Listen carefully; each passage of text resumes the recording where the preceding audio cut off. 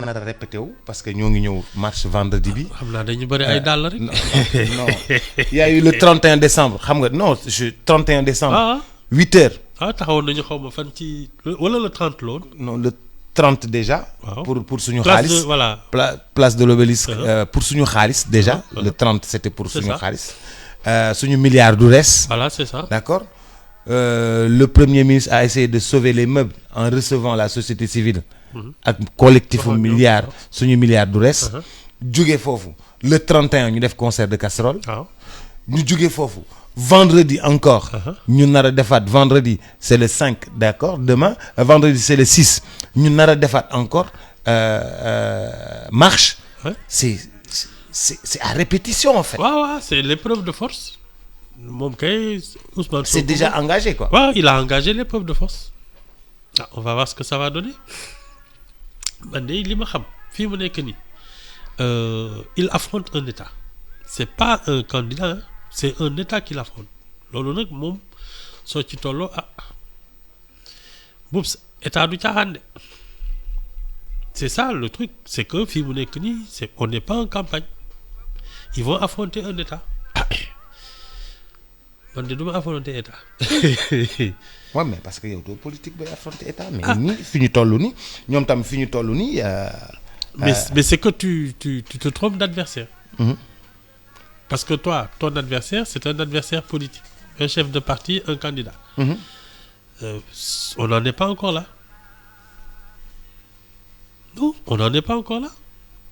mais mënuñu toog tam bàyyi Macky Sall moom kese muy doxal ñu toog di xaar ba booba. bu boobaa tamit mais Macky Sall il est obligé parce que on l'a élu. Jusqu'en 2024 pour que muy faj suñuy soxla. Tu peux pas l'empêcher de travailler. waaw mais ci faj suñu soxla bi ñu ko fajloo suñuy soxla. dafa am problème yu bari yoo xam ni neexuñu ci. ñi nga xam ni ñoom la liggéeyloo. waaw dafa am noo xam ni noonu la ñu doxalee ak suñu xaalis. ba ñëpp waaw xam nga loolu ñun loolu naka lañ koy fajee. Février 2024. su fekkee ni lu mu def rafet na. waaw d'accord nañ ak moom. waaw ñu jël suñuy carte. waaw su dee d'accord ñu ci li ñuy def. mais février 2024 ngi fi. ok jarul xuloo jarul xeex yàggul 12 mois. yow muñ nga ba fii doo toogaat may ko tuuti après nga voté jàpp sa ñaar te xam ne fii suñ la nawee daaneel da ngay daanu. waa déedéet. dégg nga Abdou Diouf a wàcc dégg nga Wade wàcc. ay jarul xeex jarul xuloo. gars yi bi ñu naree daaneel kii de. dañ lay daaneel yaa rien à faire. man du ma ci marché bubs ma yor sama carte. waaye yow damay lekk ba suur teel a tëdd. yow la yow. mais aussi sama mais attends c'est tout y a pas d'autre solution munoo ko génne de force de foofu. tu peux pas. maa ngi lay wax ni président aussi maa ngi lay wax ni président. pas président premier ministre tamit mi ngi doon jéem a. wax ak gars yi waxtaan ak. fay lakk bi il a joué au sapeur-pompier. du ko def c'est son travail. il a joué vraiment c'est lui le fusible. au sapeur-pompier. c'est lui le fusible donc non c'est son métier c'est sa fonction. Un premier ministre est un fusible quand il y a le feu c'est toi qui éteins su ko mënul changer ko rek il est là pour ça. mais il a affronté ñoo xam ni dañuy société civile bi Y'en a marre fii société civile bi fii Y'en a marre fii ñëpp toog muy Amadou Ba di déglu posément pare wax ak ñoom ne leen justice na def liggéeyam. oui il peut pas dire autre chose ñii ñoo tey dara du leen ci fekk loolu du wax maintenant qu'est-ce qui va se passer réellement loolu moom on a encore 6 mois pour ça affaire bi xam nga ñun fii dañuy gaaw a fàtte dans 6 mois soo moytul leneen la ñuy tal est-ce que kii woon nañ fii dugg fii génn fële. non milliard Covid bi moom thème de campagne lay doon kenn mënu koo fàtte. non milliard Covid bi moom du lu ñuy fàtte. leen dem mën naa la ko wax.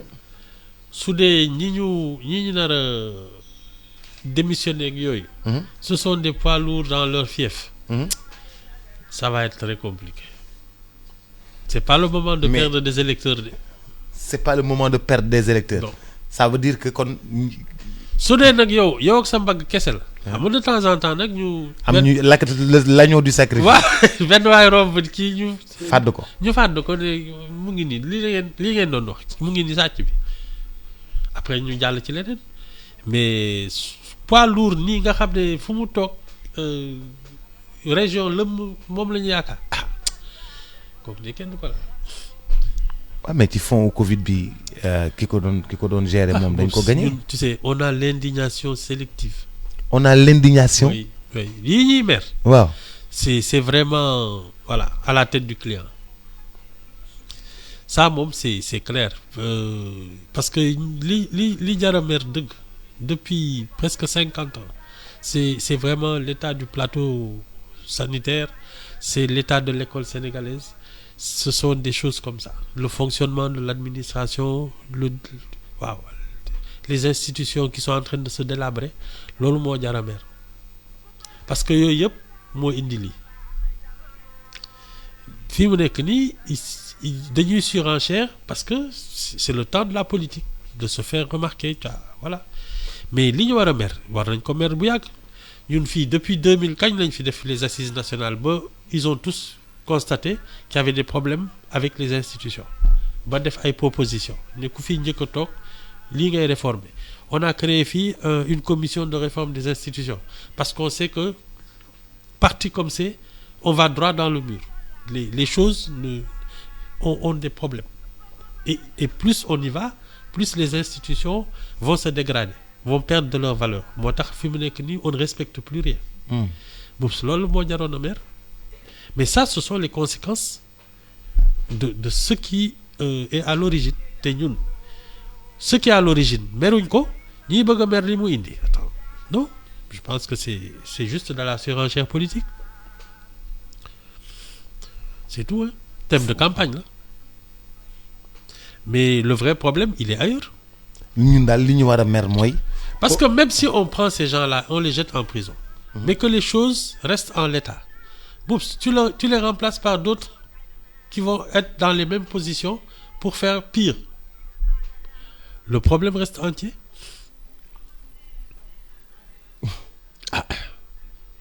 il faut soigner le mal à la racine mais événement yi nii nga jël benn rek daal di ko monter en épingle di xëm ci kaw nit ñi def ko slogan di tëb di dal moi je trouve que ça ne règle pas le problème soit nous on n'est pas d'accord avec la manière de faire la majorité là silencieuse et on va voter contre Macky Sall génne ko fa et j'espère que kii ñëw il va réformer les institutions changer ko soit on est d'accord avec lui donc lii ñuy xatraayu yëpp dañ leen di seetaan ñuy tëb di dal di marche ak yooyu ñu leen di doon ay lacrymogènes bés bi su jotee ñu voté Macky Sall ne ñoo tey loolu kenn mënu ci dara c'est ça la pour man le vrai soit on est d'accord avec la manière de faire et il va rempiler soit on n'est pas d'accord et on l'attend dans les urnes mais moi je vois pas l'utilité di marche ak di kii du ma doorante kenn.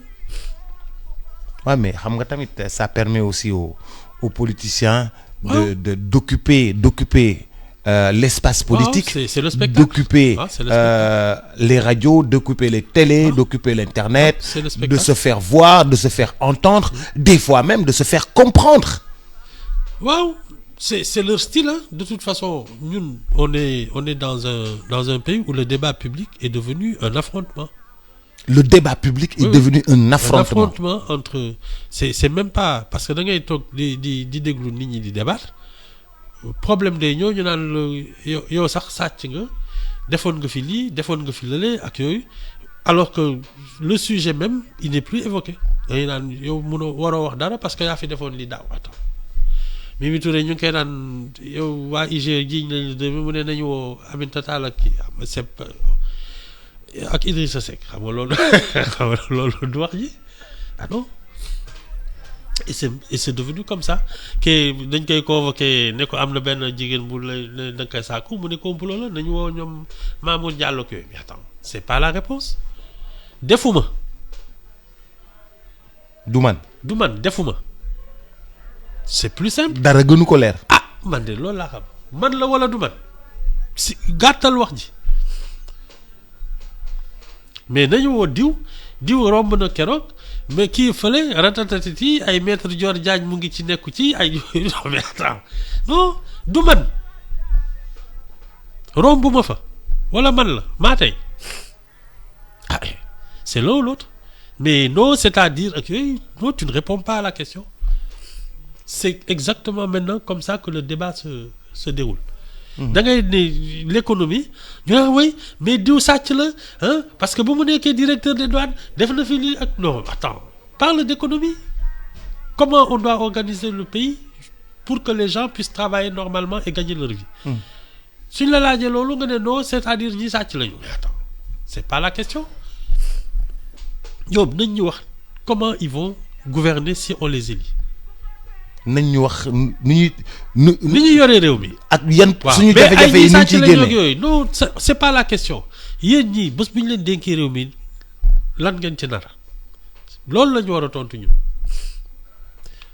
Mais diw sàcc la nañu kii suñu milliard non attends on vous a pas demandé ça qu'est-ce que vous allez faire si on vous confie le pays man de loolu laay dégg.